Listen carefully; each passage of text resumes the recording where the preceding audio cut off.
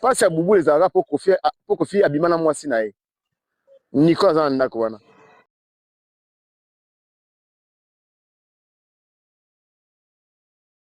Siko ye so abima na mwasi ya Kofi aza actuel. Kofi Nzambe tosali nini?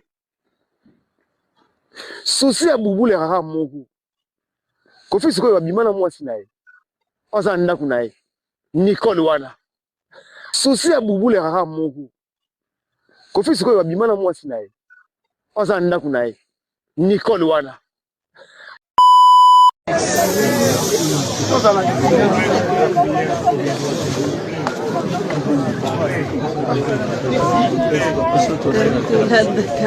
Père éternel, Père de gloire, nous t'élevons au-dessus de nos pleurs. Nous t'élevons au-dessus de nos souffrances, de nos peines, Père, parce que tu es le souverain de l'univers. À toi la gloire, la magnificence, Père de gloire. Merci pour la vie de Seigneur, merci pour tout ce qui a été sur sa famille. Merci, Papa, que les enfants soient soutenus, que ton esprit console la famille, que ton esprit console la famille professionnelle. Père de gloire, nous te rendons grâce au nom puissant de Jésus-Christ. Amen. Amen.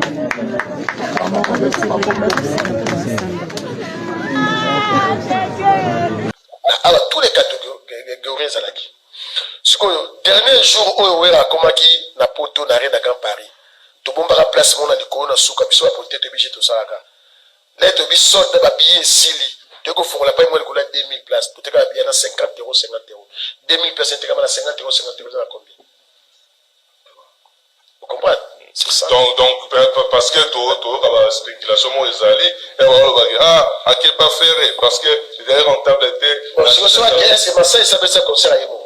Abeti conseil à moi côté. Ngai ya vrai parti c'est na fiasco que je peux dire parce que Azagina va contre campagne dans la église. Mais moi je fais jouer frère Patrice Tina Souka Yemoko.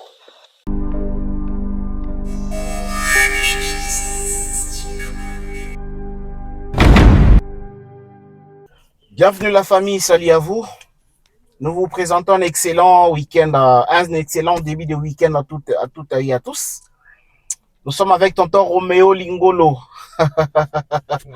Il est là avec nous. Donc juste, moi, Koutia, Nebalobara, mettre un peu le point sur le J. Rapidement, une petite analyse constructive comme d'habitude. Mais là, moi, cadre ça a un peu changé. Tout ça à l'intérieur de la voiture. Tokutanika ndenge zalaka entre les confrères, ndenge zalaka ma échange zalaka kaka à la fin de l'année.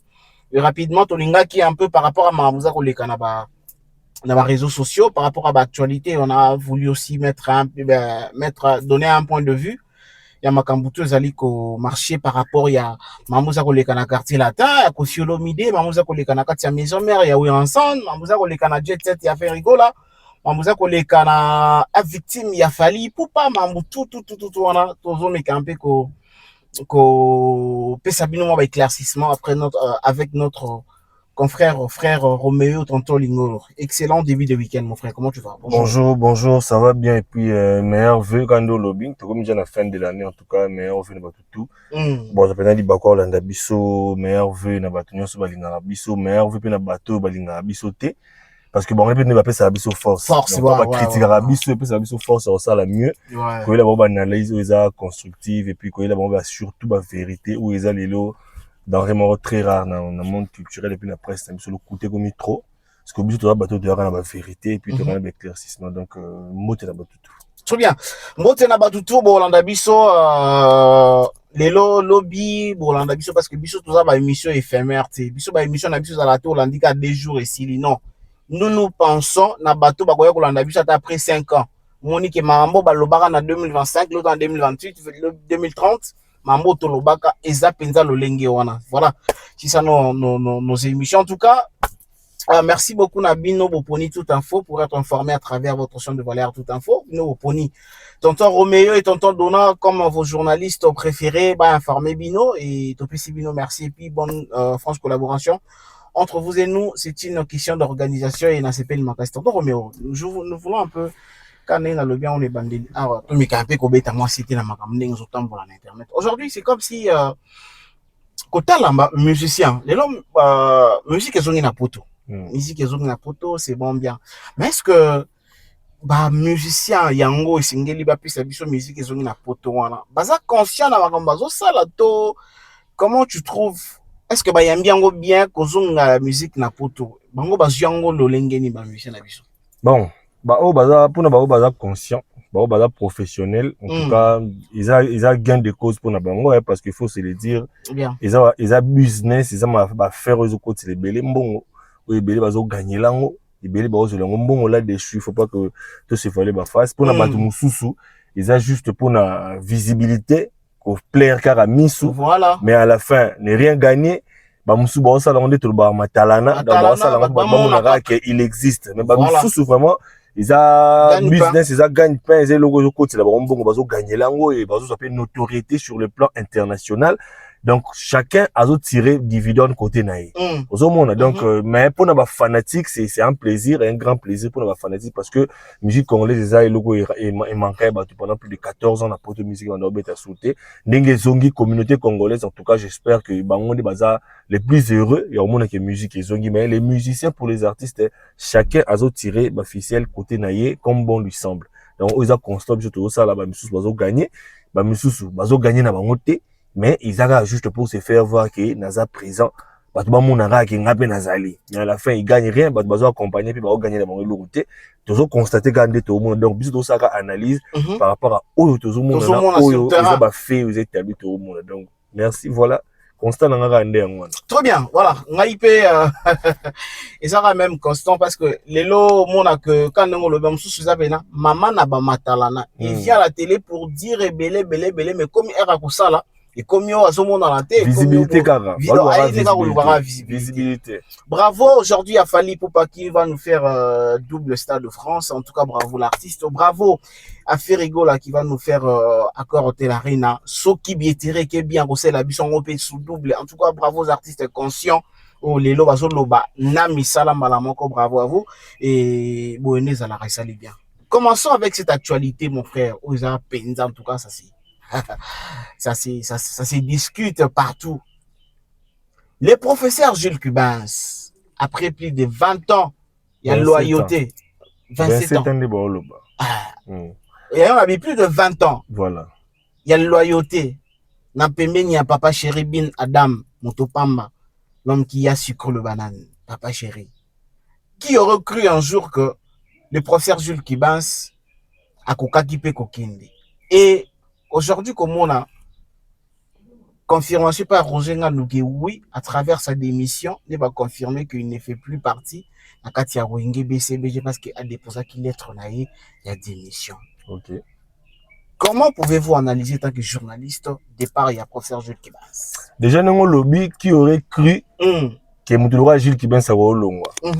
Problème, c'est que Batoukou n'est pas comme moi. Pourquoi dire wana pemina papa Chéri na Wenge BCBG? Faut qu'on se le dise. Aujourd'hui, on remarque que départ il y a Jules Kibans, bah fanatique à Wenge BCBG pour la majorité. Ils ont regretté. Ok. Ils ont souhait ou veut ils ont exaucé.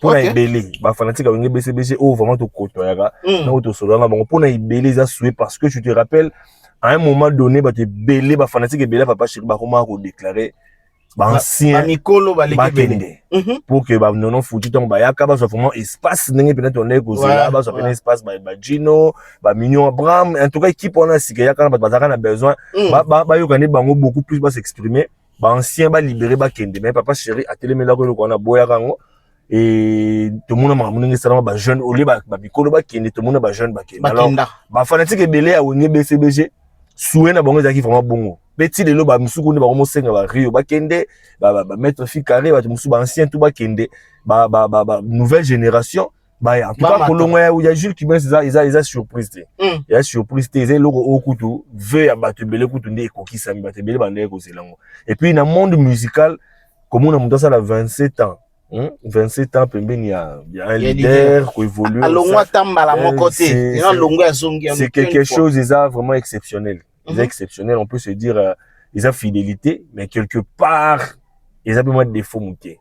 Aux 27 ans de carrière, quand quelqu'un a vraiment besoin de la carrière musicale, il faut penser aussi à la carrière solo. Très bien. On peut évoluer avec Papa Chéri, ou Kabana, Papa Chéri, il y a sa tête qui est bobé bani. Aux bah, tu vois, Alain Pela. oyo kutu to bana mona bena pire petit ya papa chéri mais a oumela bongo te na wenge BCBG il y a un moment donné à mon que non il na kende ko oser akenda asali makamuna nenga sala kiona ba tutu kaluji malgré tout azonga mais akenda ka pe un moment ba te belé ba bless bula ba kenda ka donc c'est-à-dire que il a défaut ozomona donc eloko wana et causer préjudice la carrière il y a Jules Kibens quand on parle de carrière solo parce qu'aujourd'hui à cet âge-là il faut souligner aussi que Jules Kibens il est plus âgé que Papa Chéri.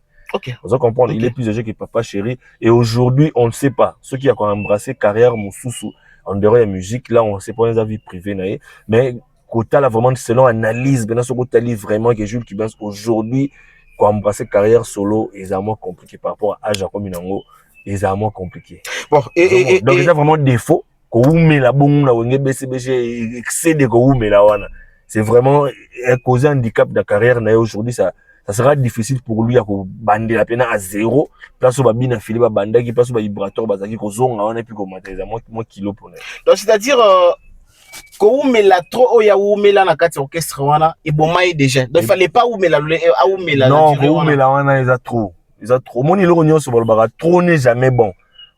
Fidélité, oui. Loyauté, oui. Être bon avec Papa Chéri, oui. Mais quand tu penses à ta carrière, ce qui est na place nae, cause où mais na 27 ans, on a pour n'anga non long souté. OK. Parce que là on est oya sika, oya amoni, to on a monate na wenge BCBG oya ko pousser à kele parce que na kata wenge BCBG na 27 ans on suppose que akutani na ba moment ya bonheur, akutani na ba moment ya ba malheur, ba galère, tout comme ba moment ya akutani na ngonyonso. Alors aujourd'hui on se pose des questions. Qu'est-ce qu'il va devenir après Kolongwane à Wenge BCBG? Parce que jusque-là, il ne s'est pas prononcé. Suspense les atos éviter. Oh, et d'autres, on a réseaux sociaux, c'est qu'il y a des spéculations. Bah, tout le monde s'en va à d'autres tirer côté d'un mais lui-même, les concerné jusque-là à s'exprimer. Donc, on ne sait pas qu'est-ce qu'il va devenir après Wenge BCBG. Est-ce qu'il a commencé la carrière solo? Est-ce que embrasser aux ongles la naïma ramuna ou tangisa? Est-ce que tu as évité mamnou ou ça? Donc, pour moi, analyse nanga 27 ans dans le orchestre et moto en tout cas c'est trop soit il fallait continuer quand Papa Chéri soit à rotika la nae na l'ombre à longue nae na liboso ya oyemba voilà parce que dans l'ombre on travailler na bureau mais ko kabwana jibe ko bakaki ça mamusu surtout sur la ma musique en tout cas ils a trop tard. Mais c'est comme si départ il y a Jules Kibens selon les autres départ il y a Jules Kibens ils allaient juste peut-être répondre à nengo baki on est bandeli ke bato belé baloba que non ba fallait que ba mikendele déjà c'est comme si départ il y a Jules Kibens ils allaient pour na ko sepelta ba fanatique mais en réalité il n'est pas parti il est toujours avec JB mais peut-être pour na ko exaucer ba prière il y a ba fanatique mususu nde salami nde lolenge mo bon est-ce que ba masque en côté non je pense pas que il faut qu'on sepelta ba fanatique ya ko sala on a moment oyo toza o ndenge Wenge BCBG to traverser ba makambo boye je pense pas qu'on sala on a moment oyo zomona ceux qui ko sepelta ba fanatique fala sala on a moment oyo ba senga ba on a concert ba betana na changu ba senga ba longa c'était à ces moments là je pense que ceux qui ba longa ka ba Jules Kibens ba longa je pense que la carrière solo peut-être tu éviter va réussir mais aujourd'hui quand il y a fanatique moi je pense pas mais comme Yemoko s'est prononcé comme Wenge BCBG va se prononcer dans ce sujet en côté tu voyez vraiment les raisons les vraies raisons et pousser tout ce que nous sommes en train de faire les analyses les aller étudier comprendre qu'est-ce qui a poussé mais les vraies raisons vraiment moi je ne sais pas parce qu'aujourd'hui Jules Kibens au côté de Papa Chéri c'est parmi les privilégiés voilà donc ce Papa Chéri j'ai 10 000 il y a Jules Kibens ça vaut peut-être au moins 500 000 très bien donc au longwana il y a un bout ils en a c'est peut-être au biso dozo ignorer tu éviter mais déba lo ba ki na mangamuna na c'est où ya mo elo monter au tika la cacher ba révélation ko bima kaka Yemorope à ko s'exprimer kaka tu vois les vraies raisons et pousser à longa mais jusque là on sait pas pourquoi est-ce qu'il a quitté brusquement bongo parce que bazaki na concert ba OK katsa Brazzaville ezaki ba oti kolwezi ba komi na tongo na premier on fait ba katsa mais ya sali lettre en petit score tout ce que le monde en côté mais il y a zalaki na kolwezi azalaki na kolwezi bakenda ki ba image les aéroports ti ba komaki ba prester azalaki na kolwezi kozonga na bona Kinshasa de il paraîtrait que sali lettre d'émission mais ndé to iba réseaux sociaux qui s'il y avait une lettre ça les donc tout le monde ouais ça les en tout cas il n'a qu'à fuiter mais moi je pense que ça va qui a benga qui a na lisouté ou bien ba bengi ba ebise ko ya lisouté pour ça peut possible mais ko ba que lettre moi je pense pas aujourd'hui dans le monde numérique s'il y avait une lettre bah on va brandir on a ba réseaux sociaux juste pour nous éclairer à ta opinion que voilà lui-même il avait fait ceci il avait fait cela mais jusque là to yebité est-ce que ba benga nié to yemura longo jusqu'à ça na ba spéculation mais vraie version to zelera jour yemura aux exprimer ou bata wege BCBG ba fungola biso pena mitema pour ba biso vérité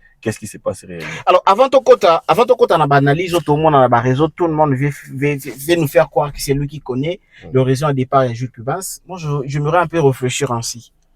Aujourd'hui Papa Chéri a perdu un ancien locola nani Sega, un ancien locola Sega mignon un ancien accueilli. Papa Chéri a perdre Blaise Sabé sous sa zappé ancien. Papa Chéri a perdre Zulema, oui, a zappé un peu ancien. Est-ce que côté là que Batouan n'est pas Koufi Bongo aujourd'hui j'y vais piana qui aime vivre avec les gens. Comment on a que notre départ peut y avoir ancien physiquement boy, babandi peut kende le peut-être les professeurs, lobeko Mario, lobeko nanan. Est-ce que ça va pas infecter Papa Chéri j'y vais piana te Batouan a bati cahier mon frère. Bah tu vois Papa Chéri wana ba tout ba kemma na bestu makasi. Moi déjà déception liboso bazwa na vie et kembi ça ba makasi za séparation wenge. Oye mo lo bango. Très bien. Vous comprenez? Donc ça a plus de 10 ans ensemble et puis 10 ans les acquis c'est des amis d'enfance. De vrais amis. Mon vraie séparation et ça la passe c'est la séparation na. Beaucoup na quartier, moi ça mo boyo shoto. Ami ba galère. Ba lingi ba longo na quartier au monde ça la moi pas si toi linga voyager ça la moi pas si. Moi jibe ba leka déjà ba étape wana. Ce que surtout total la chronologie à Wenge BCBG depuis 1997 je crois, 97 Wenge BCBG Salama. Si l'on a 2025, combien de proches il y a JB Balongwa? Très bien. Bah déception, on peut citer les cas par exemple Blaise Boula Moutali Bosso Longwa. Voilà. Mais ce sont des personnes ne pouvaient imaginer qu'Alain Pela Longwa.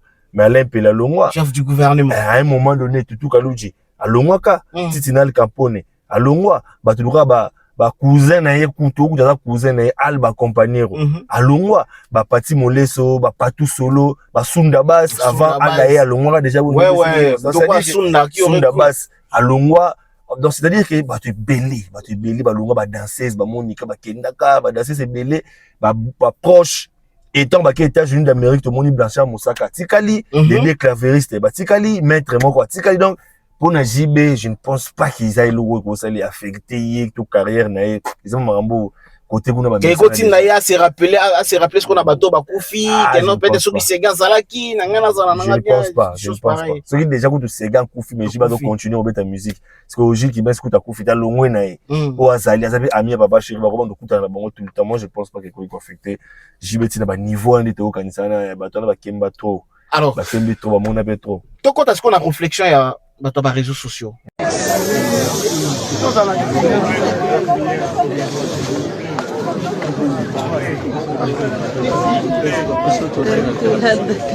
Père éternel, Père de gloire, nous te rendons grâce, nous t'élèvons au-dessus de nos pleurs. Nous t'élèvons au-dessus de nos souffrances, de nos peines, Père, parce que tu es le souverain de l'univers.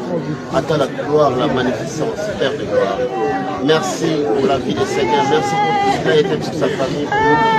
Merci, Papa, que les enfants soient soutenus, que ton esprit console la famille, que ton esprit console la famille professionnelle. Père de gloire, nous te rendons grâce au nom puissant de Jésus-Christ. Amen. Amen.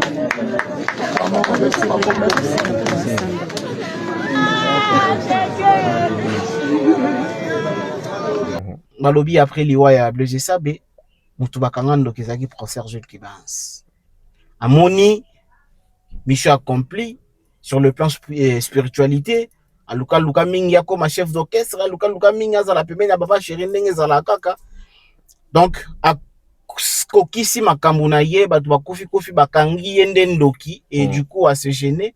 Yango atiki na ye orchestre parce que BCBG bakomi ko tchaye mal à l'aise pour batimbeli après kokende ba église batimbeli ke cause ya baliwa ya BCBG et sali le professeur Jules Cubans. Réflexion about internet. Réflexion liboso ça. Bon, en fait, on peut répondre à mon bisoté. Mais tout na mon ka boy. Tout na mon ka boy. Voilà. Maram obolo bana bozu yango wapi. Très bien. C'est ça la grande question. Avant tout ça, ba analyse nyonso. Faut tout na bandeko wana marambo bino bolo bana.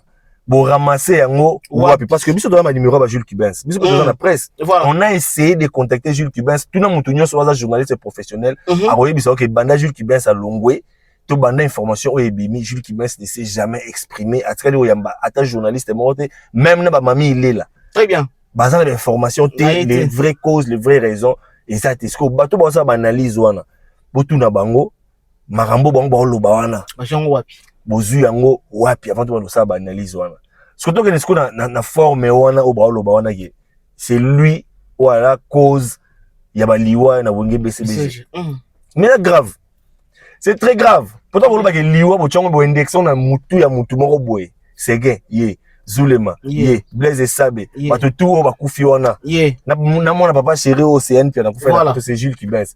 Tant que vous pensez que les familles abattent ont une réaction par exemple c'est l'air choqué ils ont choqué c'est gay qui va bimisi que en fait le bajiba bimisi que mutabomaki c'est gay ye Jules Kibens réaction à famille ils ont nini envers Jules Kibens to longo to ina Zulema so que ça que yene mutasala que à la base to la cause ya liwa ya Zulema famille ya Zulema bon s'acharner na Jules Kibens très bien famille ya Blaise Sabe bon s'acharner na Jules Kibens donc c'est ça ba et ça, spéculation, tout le monde a tout le monde veut tirer. Et puis, dans le monde internet, quand les gens viennent à analyser à Bongo, tellement c'est rentable, les autres c'est la bango d'une manière ou d'une autre. Tout le monde va se jeter dans la spéculation. Donc, et là, on a un rôle dans Wenge BCBG, et puis, dans Jules Kibens, Yemoko.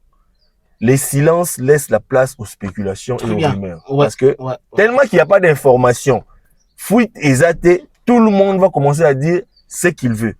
Pourquoi? Parce que la vraie information, il y a qu'on démentir. Et ça, la contre-courant, n'a pas fausse information, ils ont circulé dans les réseaux sociaux. Tellement exaté, tout le monde peut dire ce qu'il veut. Au monde, c'est maintenant, au concerné, à l'occurrence, Jules Kibens Yemoko, par exemple, la personne où il faut mettre opinion au parfum, à Tchabango, clair, à repérer cette information, Yemoko, il faut à ça la soit conférence de presse, très bien. Soit à communiquer, même par dans les réseaux sociaux, à Ebisabiso, réellement, qu'est-ce qui s'est passé, les vraies raisons. Parce que place on a un louche, on analyse auto ça en tant que journaliste, bien. Ce qui est là qui n'est va faire croire qu'il y a rien, à l'ongwe n'est bien et tout ça. Jules Kibens s'est terre. Il allait parler, très bien. Voilà. Silence, il y a Jules Kibens, et autres sous-entendre que il y a un problème sérieux Oyo et l'équipe de Wenge BCBG entre-temps Oyo c'est dit que Jules Kibens ou peut-être sur un lobby en haut et qu'on scandaliser peut-être il y a un problème ouais on analyse dans la pédale à Monique il y a un problème parce que tout le monde a balé puis là-bas les canaux TV on t'a longo à l'équipe lobby tout kalouja les canaux côté pas mamie il est là voilà à se prononcer mais Jules Kibens ce que ça dit à Kimagi na poto tu dois comprendre le silence. 27 ans. Soit qui met la poteau, tu dois comprendre le silence. Qui a Kimi a zone ngate va identifier plus ça. Next Blanchard Moussaka te monter après une année te monika comme bimaromo lobalo. Voilà. Bah c'est dire qu'il va gaze, ne ba Jérémy qui tout ba Kimi ba lobara na bango te wana ça se comprend ba Kimi na poto. Mais Jules Kibens c'est à Kinshasa ndé, il semblerait qu'il a longo to ba benganie to éviter. Car à un moment ba outi kolwezi après un aéroport comme Kinshasa. Il y a un problème au sein de Wenge BCBG entre Jules Kibens, soit na patron naie, soit na orchestre où il poussé Jules Kibens à déposer le fameux lettre où il y a des missions là. Aux hommes on analyse dans la personnel. Donc on va appeler on va appeler Jules Kibens. Ce qui ils ont l'autre côté. Des bonnes va faire quoi parce qu'il y a rien à Monica que non à l'ongwe naie parce qu'il y a oumeli trop, il veut embrasser carrière mon sous toi ça m'a ramené mon sous. C'est à lui maintenant. Il y a Robin sa presse, qu'on ça la point de presse, mon tout conférence de presse, pour nous fixer opinion, pour faire quoi, on a voir, on a battu, il y a rien. Et puis, na Wenge BCBG, ce qui m'ont Jules Kibens à Longwe, na ndenge bon on va faire quoi, biso que par rapport à l'ancienneté, na ya oumele linga tika place, la nouvelle génération. Bossé là que c'est un concert de revoir. Pour rendre hommage, un concert moko boye. Voilà. Tonne loro moko boye, bossé là soirée moko spéciale. Qui est toujours bimisapena Jules Kibens par la grande porte. Voilà. Parce que voilà. Doyen ou Oumeli et ça est logo faut ça là. Ce qui m'a ngambona mi balé salamité de deux côtés. Yeba qui Jules Kibens a longé parce qu'il y a un problème Oyo et c'est passé entre lui et le groupe ou soit entre lui et son leader Papa Chéri. Autre ça analyse en moi là. Donc ceux qui a gardé silence, n'enga garder silence boye. Spéculation et gagner dans le terrain des gagnants. Donc la personne qui peut arrêter cette hémorragie, c'est lui-même. Jules Kibens parce que BCBG à travers Roger Ngandouba Loba qui mais tu sens que il y a un problème parce que Roger à un moment il m'a mis rapidement voilà. Et pourtant c'est Gilles Kibens. C'est quelqu'un qui a fait plus de 27 ans au sein de Wenge BCBG. Oyo, a appelé la moindre des musiciens. Très bien. A directeur artistique. Il y a Wenge BCBG. Oh, ça directeur artistique. Mais c'est lui le directeur artistique. Il y a orchestre. Il y a Wenge BCBG. Très bien. Vous imaginez, après Titina, c'est lui qui peut poster. Directeur artistique, il y a Wenge BCBG. Donc, ceux qui a l'homme et toi, ça les lettres d'émission et qu'il n'y a rien entre lui et son patron, mais entre lui et le Wenge BCBG, je ne pense pas que Roger doit frôler quelque chose dans les. Parce que comme tu as dit, mon frère, on a un peu rejoindre et puis enrichir ma question. Aujourd'hui, le professeur Gilles Kibens, Azali chef, Azali DEA, il y a orchestre BCBG. Et aussi, dans le cas de BCBG, tu as papa chéri à Marcharaki, tous les anciens, Léon droit. Privilégié. Donc, nouveau moto, quoi, dans le yengo, dans l'ancien Likambo. Parce que le rôle là janta, le rôle là professeur, le rôle banan, le rôle banan. Mais aujourd'hui, départ, il y a professeur Jules Kibens, ceux qui n'ont lobby que s'il n'y a pas un problème. Et qu'il y a quoi on a un, des deux, anciens et anciens. Est-ce que ça peut être n'engé tout le monde a raté que non, moi, tout le monde va y aller pour qu'on dégager les anciens, peut-être, comme il continue, manque, il y a respect, manque, il y a un et du coup, et gêné, il y a qu'on supporter, qu'on réclamer directement, il est parti. Très bien. BCBG a tout un talent nini. Ata oza un talent extraordinaire. Na wenge BCBG. Ancien.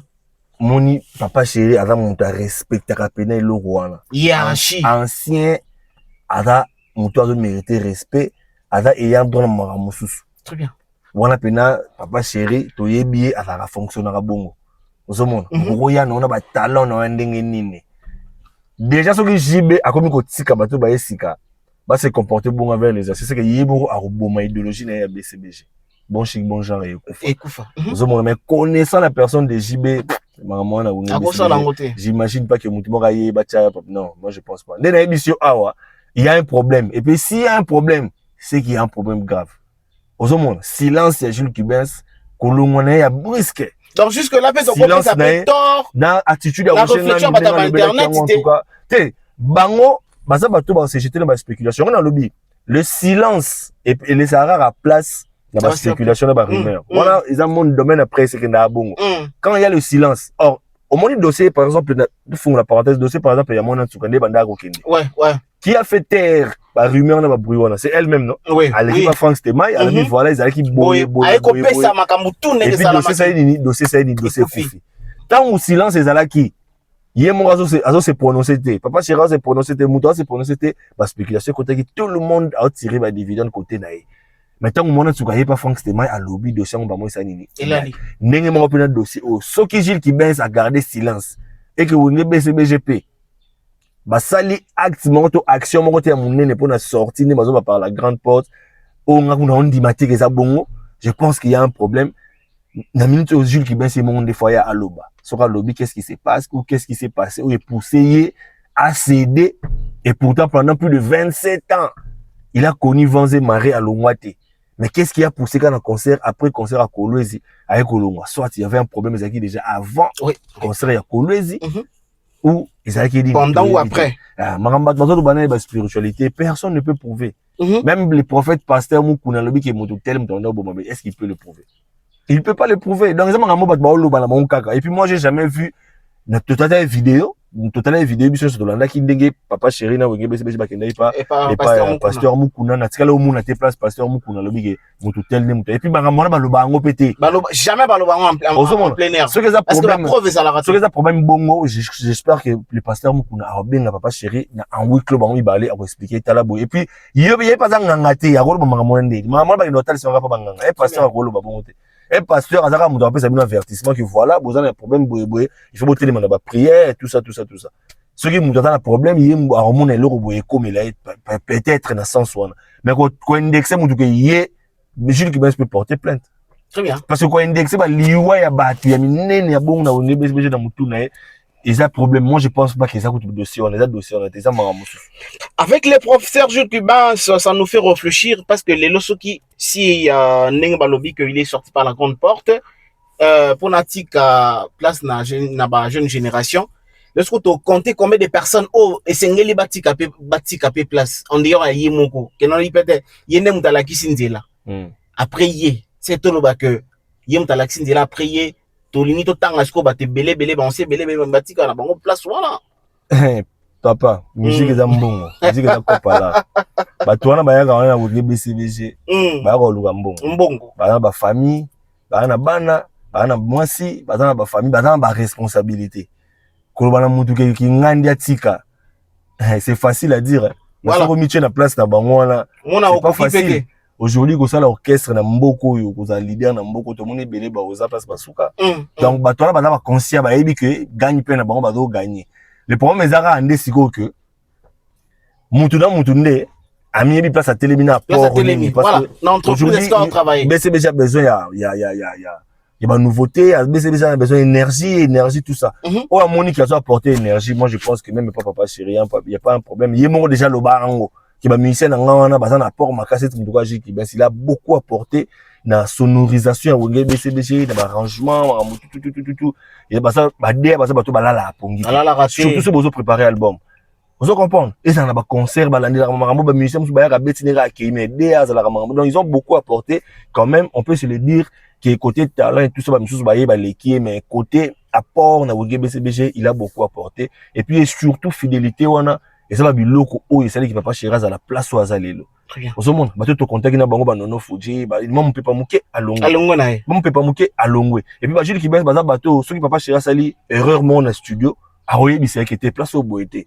place au keni na boye place au boité place au keni na boye parce que la nouvelle génération ba on a difficulté on est au reprocher papa Chéraz sur asali gaffe na boye très bien ozomona erreur ba artiste belo baza nango aujourd'hui bato luka ba jili ki bato ka ba Jantamissine bato ka ba Rio ba Fikare parce que tu vas orienter rapper JB dans ma studio parce que Roger Ngandouana vous imaginez ce que imaginez que Mutulura Roger Ngandouana ça te bozu mutu moi muki botie on a porte pour la wenge BCBG ce qui JB ngasa l'erreur mo à orienter JB ndé à kokate à obanga donc c'est très important na kata mboka même ancien ils en a ba société ils en a ba village ils en a ba mboka ils en a ba famille ba ancien bazalaka très important et puis ma cohésion on est loko wana ça la bien donc ça que o azana na talent papa chéri a continuer na ye o na talent na o pas na ambition na mususu OK na rien n'empêche même suku to mona ba na mike a kotika na wenge BCBG jana mo muke mais alongwe na epé avant Jantamissine ozomona ebele ba ya après bango ba Jantamissine wana ba ya BCBG bazala ba âge bazala ngote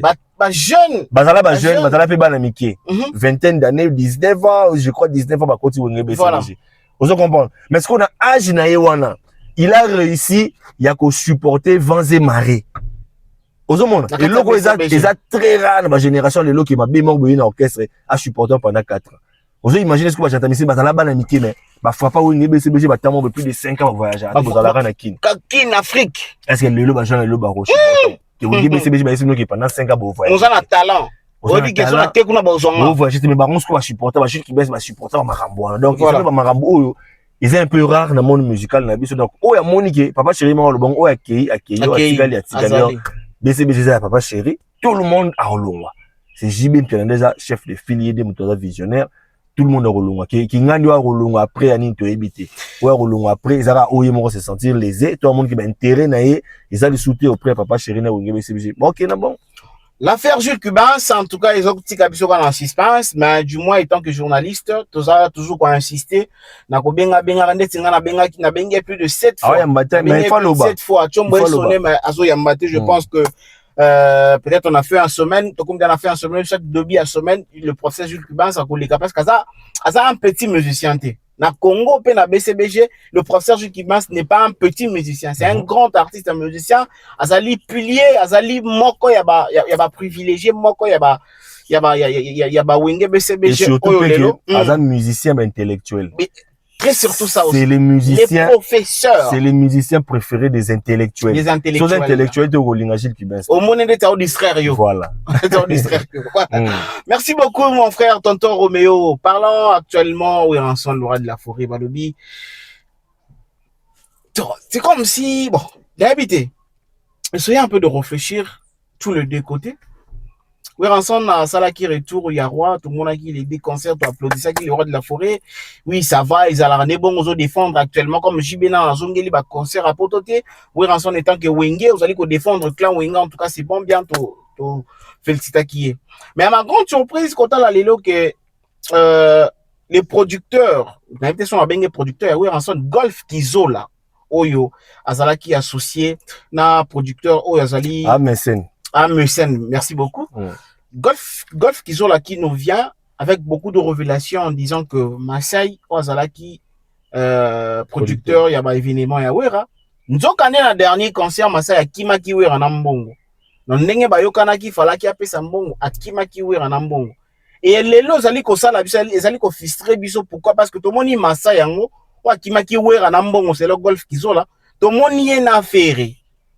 Est-ce que désolation n'est pas affaire été et zali diabolisation? Qu'est-ce qu'on peut comprendre comme journaliste on a makam au Golf Kizola à l'équipe pour le bapé ça révélation à Golf Kizola info producteur moi qui m'a mission en bongo problème naïb sarayo problème bata ouera ça le projet Masai Abidanga moi j'avais contacté depuis le temps il voulait ceux qui ont contacté quand ils ont contacté ils ont la licence dans la licence bon demain il faut te contacter salle yo solo là oya to va to sala nini to ba to futere biso doit dire na devis moko o bike azaki nango ya monter à salle arena à l'époque wana il y avait 38 000 et quelques d'accord là on avait déjà un devis donc il y a un devis au ça déjà voilà la licence c'est mais quand tu na c'est pour le bac non toi la personne a devis il y a ni na salle mais Masai va porter garant. Ah bien non, moi la licence et tout, j'ai tous les documents qu'il faut, c'est pas grave. Ah bon, ça va. Toi, là, qui n'est dans ces cas, tiens GPS, ben on appelle vidéo, tout sur la tina salle voilà. N'attachez ça combien de minutes. Ok, devoir à soi. Devoir à soi yangwana. Voilà bonheur ma voca témoin. Ce qu'on a ça c'est Masai a déclaré que ça c'est ma carte sur 40 000 euros. Bon, c'est normal. À 40 000 euros. 40 000 euros pour nos droits d'auteur. Il faut te déclarer concert. Il faut te déclarer concert dans sa scène. Ok, bah bon, on a un sur le losa le kuta. Ay Masai na maye la zalaki, le quoi la benda qui mbongo na a ko travailler sur yo orchestre. A bendi batuka ya bureau. Bato balinga ka yeta za la producteur parce que François a fait bah il s'en clair. Masai il n'a pas l'argent. Biso to travailler na yo. To pesa yo comme yo na nos candidat mais to pesa 20%. Il m'a promis 20%. Mais là, il a promis 20% à François. Il a payé les conditions. Avant de travailler dans le bino, il faut que tu aies un orchestre. Mais il faut que tu aies un 1500 euros dans valeur à 2000 $. Il y a un pata. Il faut que tu aies or que Masai, comme Azagi Bongo, il a travaillé dans manager. Manager, Gladini, ma fille que je salue de loin. Il a travaillé dans Dr. Pichu Moussou. Alors, batu misusu bazaki wana ba ko cha ngai contre mire. Ale comme ce que moni kama wengeza lika batindika chakali.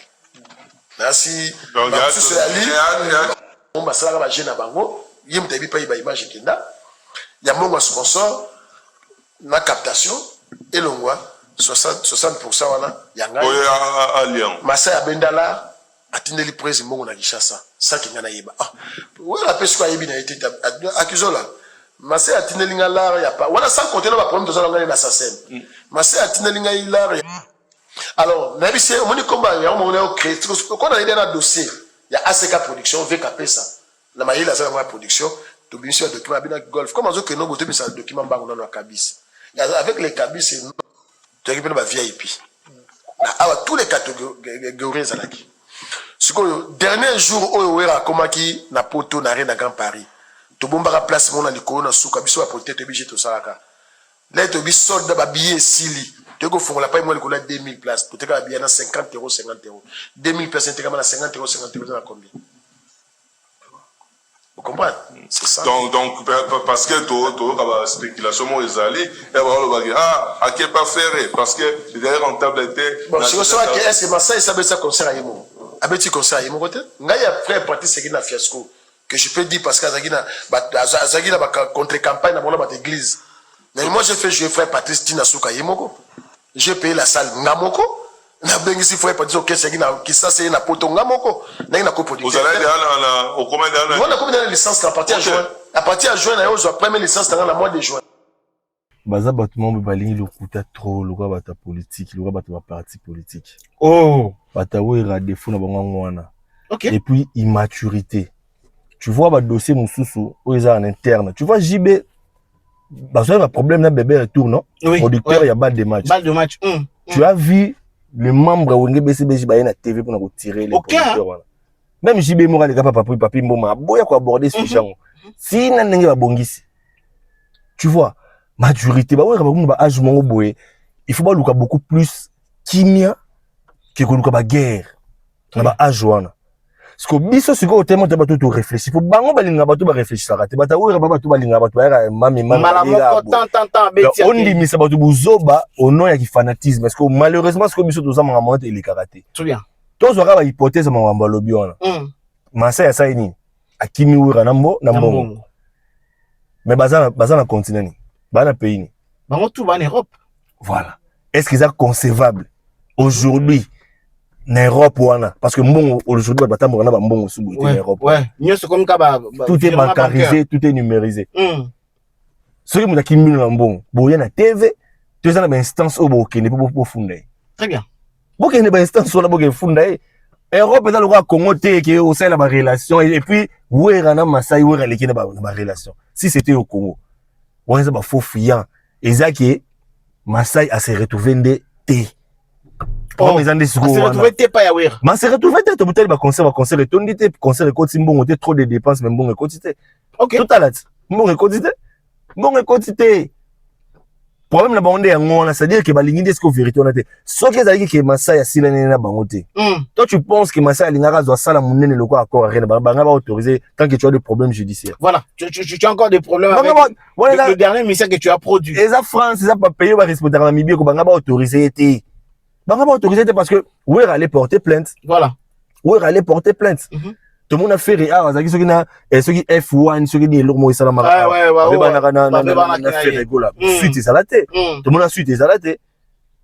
Mais quand tu vois un producteur au beau travail qui n'a selon bango, ba bane ko raisonner que Wera ndem to OK na accord rien. Ba surtout ka boé. Masa ya tali ba calcul tali mara mamoni qui a se retrouvé té à sa ligne. À quel placement les autres chola. Ozomona, parce que batu ya maison mère, ceux qui zalaki que golf et dans Masa qui m'a dit Wera na mbongo. Tozo hypothèse na bango wana. Tant besoin ce qu'on a TV pour nous une solution. Allez porter plainte. Bon porter plainte, Massa ils en a Paris, maison ils en a Paris, production a fait rigola, ils en a Paris. Bon qui ne peut porter plainte, munele route mangamo na route doit ça ba jeter sur aventure té. Mbongo eza. Akangayo. Aroya mango puis ba peut ça autorisation té reproduire artiste na salle ya munene lokola accord à Rennes. Donc et ça ba faux fouillant, et ça ba genre ba tout monde ba linga moko ko lobanga. Il faut voir ce que façon ça le blanc la TV aucune preuve, il y a pas de document. Les monde record ça ba tout té. Vous avez des documents, vous avez signé oui ou non? Oui. Montre-nous des documents. Bon, tu as Internet. L'accepte sur ma preuve. Mettez les documents sur Internet, papa. Bon, tu as des documents Internet, bon, l'accepte sur voilà, document tel, tout signé, guinaye, coproduction, biso to pesa ki mbongo na biso to, c'est des choses à dormir debout, et ça va fanatique de m'trouver ndi makambo. Mais bato ba réfléchir, ba rondi ba bouzo, ba genre on peut dire que dans le week-end, Massa se retrouvé, sinon, ba accord avec non, après les deux concerts, on a, ba mema wera peut-être na Paris la défense arena mais ma monique producteur à monique n'a se retrouvé à qui n'a pas à faire peut-être après faire ce qu'a réussir à comme ma faire mbalamoro na you arena yango peut-être bimissimo ba diabolisation on a ou et ça business Masai a businessman il cherche l'argent. Oui, c'est un commerçant. Si il avait réussi avec Weranson, ne pensez pas qu'il va faire. Anga genete parce que erreur n'est nini erreur ya Masai ezaki à côté na G ya wenge musique à maison mère ya Weranson. OK. Ba j'ai mo bo rola kisaki na zongi en force na zonté na minute za terre ya ba Wera di souté. Très bien. La minute za terre. Ça la lecture attends. Faire si tu veux faire de l'argent, beaucoup d'argent. Miser sur Fali et Ferré. Parce que bango ni mutbana mpepe wana. So baba est-ce que ya Wera lever azoli ngasa neza kota na kata kanisa ki hier au bundi sa Ferré. Erreur grave. Erreur grave. Mansa est-ce quoi comprendre ya tali mona dila sa Wera. Oya Wera yoto ya suba. Et ça arrive na fiasco. Tout na ba image ba réseaux sociaux té wana tout ça ba mise sur ba image en tout monde. fiasco côté musique, fiasco côté vente à billet, tu aurais billet qui les colla qui dit spectacle c'est bon.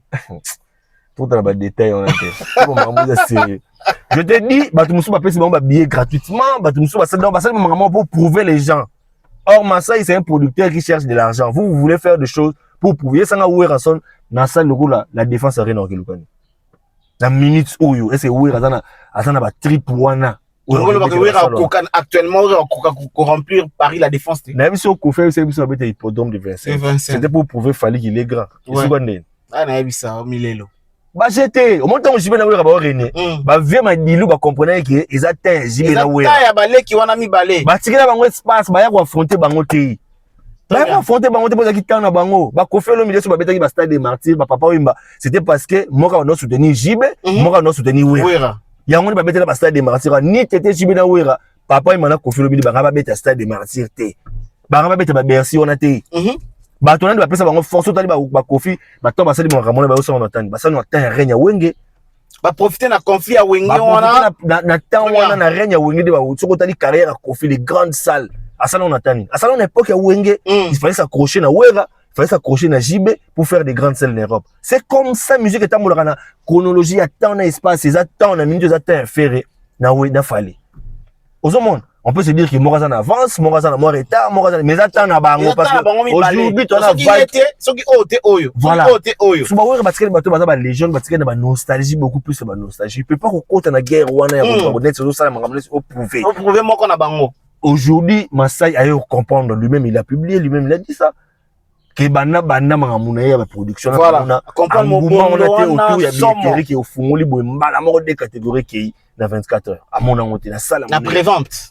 Voilà, donc c'est dire que les business les types à comprendre que koto so na kei na okwea na kei na koto et puis si gosse Kizola vient dire qu'il y a qui bambongo na ye achaki sur base de quel document en tout cas par c'est qu'il ça qu'on a maloba to ba signer qui contrat il n'est pas aussi fou mon frère passer à la télévision comme ça dire de graves révélations boyo si que motazo ko sa mambalo kuta na télévision bongo na monde le logo est trop facile. OK. Ce qui est vrai, tu peux faire exercice, mon retour, tu peux faire un exercice. Ce qui est vrai, vous portez plainte. Ce qui est vrai, brandissez-nous les documents. Ils ont attesté que oui, d'après ça qui est bon, voilà les documents, tout le monde a coco Robin a mis ça dans documents contre ma voilà, on a makambu ya wake up. Ce qui n'a pas mis ça dans un site aujourd'hui dans le monde numérique aujourd'hui. Dans le monde numérique, il y a encore ça mutu mangamba par exemple que on a mis ça qui mbongo on a pas sur la coproduction que bon, Masai a un bon côté, c'est le bango. Bon, a fait render. Voilà. Bah, juste accord à render. Tu vois, la question des histoires à dormir debout, bah, on va constater des fanatiques na bango, pour na ça la diversion. Pour na ko bomba échec na bango, bah, sali qui est tout ça l'échec de ma concert, bah, on va bomba bango, ce qu'on a sima, bah, dossier, et puis aujourd'hui, producteur a une affaire. Tout le monde va comment pour nous au film tuer sur le producteur. C'est ça. Mais ça n'a pas de sens. Et là, combien sa réputation en producteur. Et la diversion, bah, on va bomba, échec na bango na sima, bah, dossier mo boyeza farfouilleuse en mutu na makolo. S'il y a vraiment des dossiers, des documents au bino signer qui ou peut ça qui producteur mbongo pour à ça la coproduction na bino na manière moro boy officieuse. Brandissez nous les documents, j'espère que vous signez les documents pour brandir bisongo. Ce qui peut à kimina mbongo ne ba lo bana Massa ya la France. Besoin la France, allez porter plainte. Très bien, merci beaucoup Tonton Roméo. Je pense que ici nous sommes en train de réfléchir comme des journalistes parce que quota la lecture il y a temps, nous devons vraiment sauver la vérité parce que la vérité, sauf même Bible, vous allez reconnaître rien. Aujourd'hui, venir à la télévision dire beaucoup de choses sans nous montrer de preuves. Sachez que non, bah doute est tellement moi ébélé et du coup tout comme on a qu'un comique à Kandé. Tellement wera na faire boyo kanate et mutauti pa ya wera akepa ya faire bête yango bon karabo be sa réputation na et là aussi qu'on a c'est pela na Masai production à azosa il a bien sagesse. OK, voilà. Je te dis ce qui Masai na TV massacre trop de têtes vont tomber. Je te dis ce qu'il y a na vérité na ce qui Masai aye na vérité à l'équipe na TV. Je te dis catastrophe. Mais est-ce qu'on est azo ya heureusement pour lui c'est la sagesse. Azo préparer événement à faire. Il n'a même pas besoin de ça, lui il cherche l'argent. Il cherche l'argent. Ces histoires-là, ok, non. Il va rien gagner.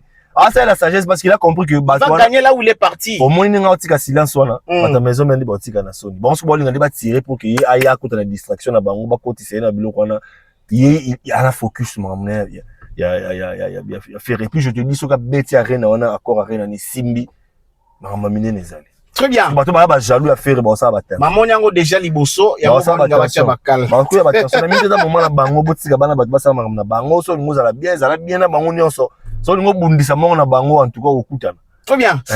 Alors on va finir avec la légende Koffi Olomide déjà pour ses 14. Il va faire un concert à Genève Arena. Beaucoup de félicitations à Koffi Olomide qui a fêté 39 ans d'existence. Il y a groupe Quartier Latin. Il est parti à Genève, qui est toujours dans la continuité. Il y a 39 ans, continuité à Robert Tabandou, les Koffi Olomide à Genève. Et avant peut-être d'appeler ça Malobana, mon frère, confrère Roméo, je vais dire un peu, bah, communicateur, il y a un orchestre. Aujourd'hui, une personne qui passe à la télévision, un communicateur, d'un leader, d'un musicien qui vient ayeko défendre leader naye sans intelligence, sans koyeba, nzokande ayeko dindisa lisusu leader na kati ya libulu. Moi je vais vous proposer une petite vidéo.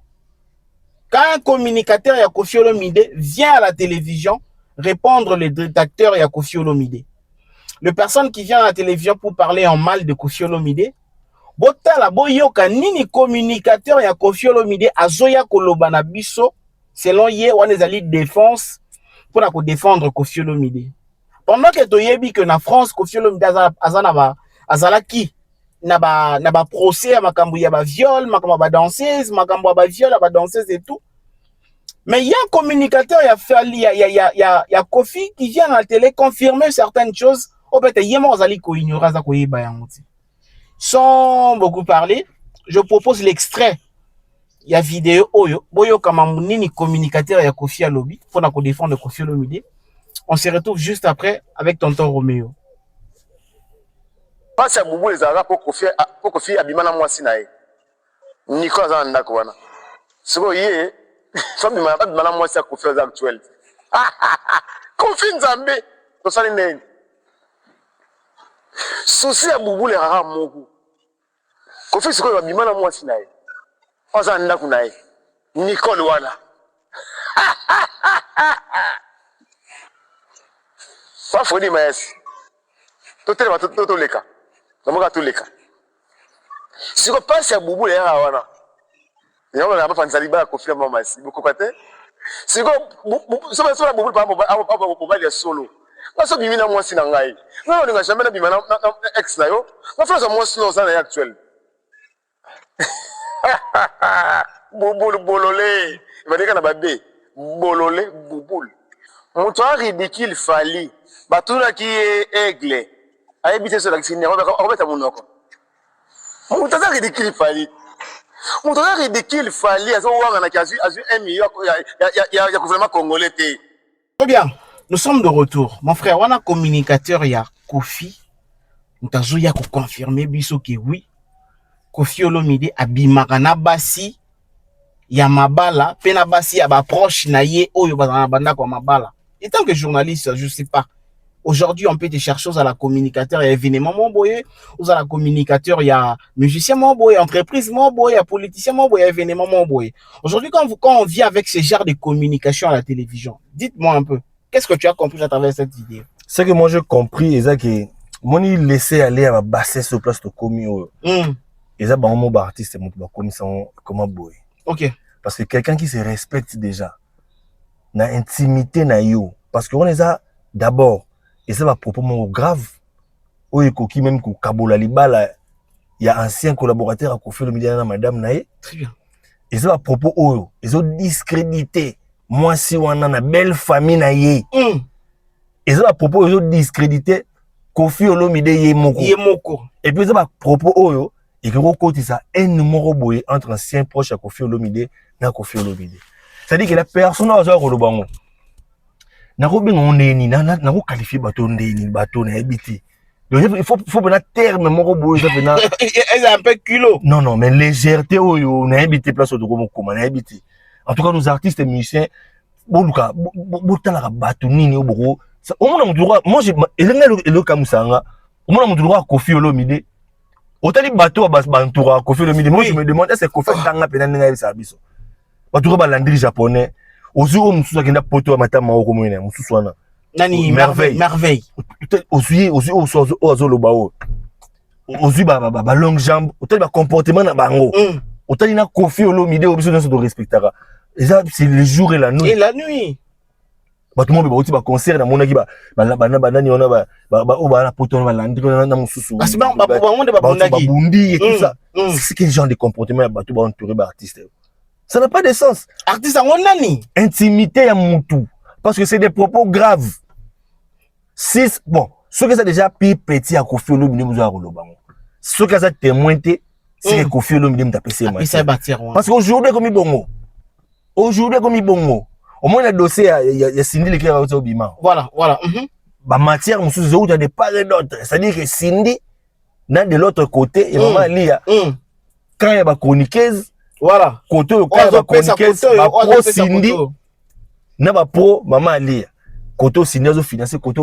C'est-à-dire que, et putain, on va financer bon, à ce qu'il y a de matière. Dès que mon a un dossier à Rebo, il y a mon inosbi, après c'est Karine Mokonzi, mbongo, après c'est ma matière, qui t'a pour le loba boy. Tu vois, il m'a ramené Kendara. Donc, ce qu'on est moutou, proche et artiste, à ce qu'on tenir ma papa boy dans les médias, sans tenir compte, il y a des conséquences. C'est-à-dire que, ils ont moutou abatami na simanae. Ce qui est moutou abatami na simanae, ils ont soit Koffi Olomide, soit madame, il y a ancien collaborateur, toi ancien ami à Koffi Olomide, il y a mon de PC matière parce que c'est des propos très graves. Mais aujourd'hui, tandis que Koffi peut-être à Sambarapika na Makamwana. Est-ce que vous savez que nos vidéos ça peut servir peut-être de preuve pour na koloba que mutu oyo peut-être botala oyo mutu na enda zoloba que alala moi si ya collaborateur na ye ya ndaku. Ça peut servir de preuve. Si qu'on nenga na yebel artiste musicien na biso. Au moins ba pratique au basali sara bato ba rapproche na bango. OK. Ba pratique wana. Ba service au basali sara bango. Et tiara bango na kata kasho. OK. C'est-à-dire que tozanga na yo pendant que tozanga un moment na biso bien on sala so ba sale boulot. To sala ba pratique moko bouyo eza peut-être inhumain inimaginable mais vraiment boya grave. Na siniso ba biloko mususu na koti so ba place mususu. Voilà. Ce que ba biloko wana on a sali yo wana. Demain ou après demain, si tu as une difficulté, il y a poursuivre ceux qui osent la TV. OK. Mais ça se voit clairement. Mais tout le monde a camionnette mbola, le bac est coffre, voilà. Bah, Jaël, le bango. Voilà. Mais aujourd'hui, Jaël vient à la télé pour dire qu'il a bimana confié dans mon frère. C'est-à-dire qu'elle a eu des pratiques. N'a pas service pour ça, c'est poursuivre ça. C'est impossible. Parce que ceux qui ont poursuivi et qu'on va nous contre eux. Comment est-ce qu'on passe par l'artiste sur la côte à Kacho? À cause de la Kacho Moroboy. Il se croit fort, mais à un moment où il est faible. Moutoumoro Bois, il vient tenir des propos graves, mais tellement on a spirale, il y a le Moroboy au quota. Moi, c'est la vérité. Le bas poursuivre ça. Exact. Dès que vous avez le bas moussou baké, on va porter la pratique, ça ici bango. Voilà. La pratique, ça ici bango, ça va visa. Tout le monde le bas merveille, tout le monde nous merveille Rambo. À mon apoto grâce à Koffi Olomide, mais c'est retourné contre Koffi Olomide. Allez-y comprendre mon merveille Rambo qu'on les canalisations qu'on le baké, à regretter Koffi aller kinaye. Voilà. Ba bomela eleki. Voilà. Donc c'est à dire que a commis na audace. Il y a le babongo parce qu'il connaît des vérités sur toi. Oh, ce que bimi et un scandale pour na famille. Ozomona, ce qu'on passe ma mission sur la côte à coche. Moi je te dis, ma propos ba genre oyo. Mutaya ko bimi sango que confirme ndeko to ko bimana madame na yo. Donc c'est très grave. C'est très grave dans le monde politique sur le bima boy mais. Ah, sérieux papa dans le monde politique mais je sais pas. Imaginez ce qu'on a dans le monde politique. N'habiter. C'est-à-dire que sort na yo. Ba artiste belé bah ça ça va te belé bah pratique moko boye bah si dit ça bon bah moko boye aujourd'hui bah côté la rata cacho moko boye ya silence ceux qui mutu moko bimia manquer respect à na difficulté tout le monde en tout comme en business ensemble mais comment mutu ko tenir bah papa boye la TV mon pena mutu ko maniki sur la TV so beta pena bah biloko moko boye sur Cindy sur un tel sur madame artiste sur boye boye mais silence radio après y a rien zéro procès zéro plainte et l'autre mais ngana so de lobby gara papa et comment on va me parce que biso na bango to na connivence c'est on est lo monte zo relier biso tellement que bango na bango bazala marambo zo relier bango ba pratique na bango ba sala naka il y a un monde ba artiste na so ba na difficulté ya poursuivre ba bêtise ba genre qui muta tenir ba bêtise ba ba na difficulté à poursuivre. Donc ça s'explique. Et nous interpellons même na ba proche ya Koscielomide. Koscielomide mais un peu ko benda ba communicateur na ye matoi ya kotala nini ba ko ya koloba na télévision pour na défense ya leader na bango Koscielomide. Bon so ezasko ye mom datinde. Kofi c'est ça aussi le problème. C'est ça le problème. Ce qui est mom dans le bien que je te dis c'est grave. Eza ezala amina yo to ancien collaborateur na bo kabona bo bibana. Koya ko tenir ba propos ya ba genre wana ba ce que ça ba révélation. To eza manga molokuta mais koya ko bimisa ngo boye la télévision. Je te dis c'est extrêmement grave. Nous allons bien un ennemi à Kofi mais ils communicateur ya Kofi. Allez-y comprendre. Il y a une émission question. Ce que ça se Kofi mon tatindi. Donc voilà. Merci beaucoup mon frère tonton Roméo. Je pense que vous étiez nombreux à nous suivre. Ils allaient qui juste manière pour nous, il y a un peu composer quelques actualités, ils ont tellement ébélé et nous allons faire un plateau comme d'habitude, tout ça la gare pour nous tant les sous il y a moulaï, tant il y a décortiquer un peu beaucoup d'actualités et tout. Nous sommes arrivés à la fin de notre entretien avec mon frère. De toute façon, mais je sais pas, bah te belé balandi biso et ils vont commenter par rapport à un sujet autre. Mais un peu le belé. Je sais pas quel est votre dernier mot par rapport à notre analyse d'aujourd'hui rapidement. Bon, analyse, pour résumer le tout, ils ont été aussi dans Jules Kibensa Loba. Ok, Jules Kibensa Loba. Les professeurs, devaient parler. Jules Kibensa Loba a expliqué Bisso qu'est-ce qui se passe. Est-ce que l'on a bien? Toi, l'on a bien. Voilà. Ce que l'on a bien, on a BCBG auto singa. Net ngana on singa na papa chéri. Ce que Jules Kibensa l'on a bien. To singa fama bossa il a ending papa chéri c'est là ba Zambota na ba reine Virginie Materaza c'est là bango moi hommage moko boye ta cérémonie hommage ata na atmosphère wana moi loko moko boye to ata na répétition ata na loko moko boye moi c'est loko moko boye ko ça là eta moi cérémonie ya sortie et tout ça na tout ça je sais que non salamate mais papa chéri za ba innovation il peut le faire ninga c'est là ba Zambota ou non tout monde te que leader azu ba danseuse ba omel orchestre ketika ba aux États-Unis aske li bango pena nyonso non tout monde ngote papa chéri salango ce que Gilles Kibensa le longa alonga na ninga bien ba ça la paix amo ozomona pona Masai na dossier ya Wera. Pardon mon frère avant comment si Gilles Kibensa ne parle toujours pas est-ce que Wenge BCBG à travers Rojengando ba copé sa biso communication mo était clair pour na ko yeba peut-être ko dissocier maintenant Jules Kibensa na Wenge BCBG ce que ça sage on comprend que Wenge BCBG va décliner déjà kolongwa Jules Kibensa na ndeni ba benyango démission OK qui dit démission il a dit que c'est lui-même qui a les raisons où il poussé à l'ongwa donc c'est à lui de nous expliquer donc ce que tu ni JB tu ni Roger Ngandou Aïssa Binoni a présenté une démission. Les raisons, ils arrivent. Très bien.